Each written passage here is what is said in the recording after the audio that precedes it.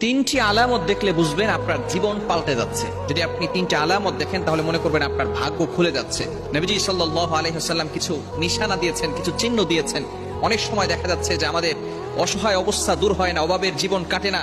তিনটি আলামত যদি আপনার লাইফে ঘটতে থাকে তাহলে মনে করবেন আপনার সুখের দিন চলে আসতেছে। এক নাম্বার হচ্ছে, যদি আপনি দেখেন ফজরের নামাজের পূর্বে আপনার ঘুম ভেঙে যাচ্ছে।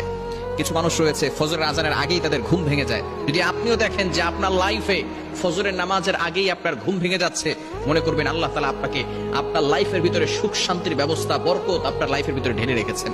নাম্বার 2, দ্বিতীয় নাম্বার হচ্ছে, হঠাৎ করে কিছু মানুষ আছে দেখবেন নামাজ পড়ে না, রোজা রাখে না, খারাপ কাজ করতেছে। হঠাৎ করে যদি কারো ভিতরে ইবাদতের টান এসে যায়, ইবাদত করতে যদি কারো ভিতরে মজা লেগে যায়, মনে করবেন আল্লাহ পাক রব্বুল আলামিন আপনার জীবনটাকে পরিবর্তন করে দিচ্ছেন। তৃতীয় নাম্বার হচ্ছে, যদি কারো ভিতরে ধৈর্যের ক্ষমতা বেশি হয়ে থাকে, যদি কারো ভিতরে তিনটি আলামত থাকে, তাহলে আমরা বুঝে নিব আল্লাহ তাআলা আমাদের সামনে সুখের ব্যবস্থা করেছেন।